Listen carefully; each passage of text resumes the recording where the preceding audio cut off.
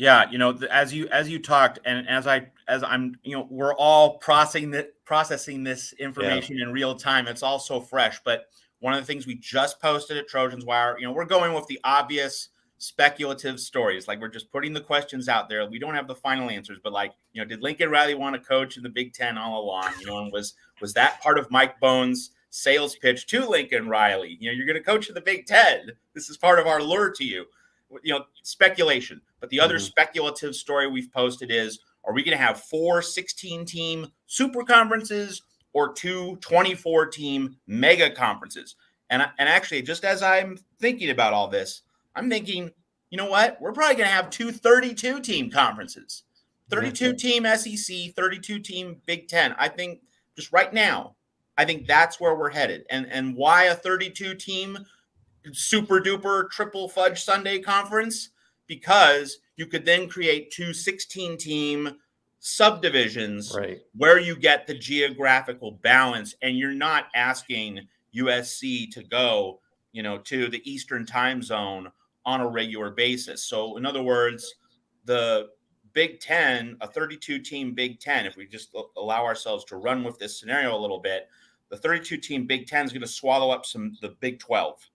And the a 32-team SEC is going to swallow up the ACC, so that you get more geographical balance. And so you can have USC making road trips to Nebraska, Kansas, Oklahoma, USC and Oklahoma, or USC and Nebraska at least, in the same conference. So I think you're going to see.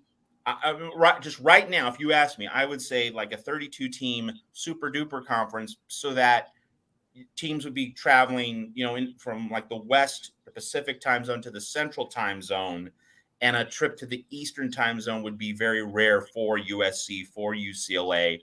If you ask me right now, that's probably where it's going, because this just doesn't seem tenable to ask USC to be traveling to the Eastern time zone with such great regularity.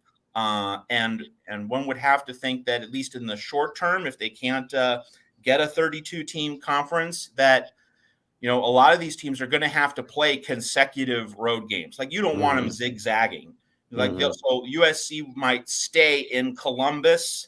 I mean, we'll go to Columbus and then we'll stay in Happy Valley the week after. Like, you're not going to ask USC to fly back to the coast. You're just going to double up. And similarly for basketball, like, you will see, I would have to think, like, UCLA basketball making 4 straight trips to traditional Big Ten schools, and then they go home to Los Angeles and play like 6 straight home games. You can't have home road Right. each week. You're going to have to see teams camping out on the road and then getting a longer period at home, so that you're reducing plane flights. It's interesting that we're talking about all these scheduling things. I know that I might be running a little bit far afield, but it's worth thinking about all of these things. In the pandemic, we saw how complicated the logistics got for and the NBA, also Major League Baseball in particular, because you're playing every day.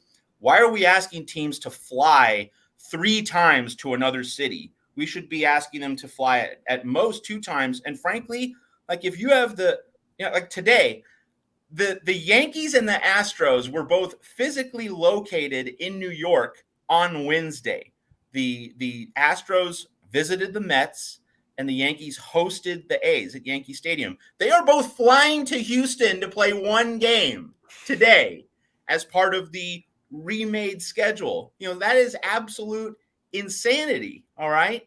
And so baseball should be thinking about having the various teams just play like a 6-game series in one city. So it all brings back the point of, this is a chance to greatly reimagine how we schedule college sports games, how we schedule travel, how we fit all the pieces of the puzzle together. It's going to be really interesting to see how it shakes out.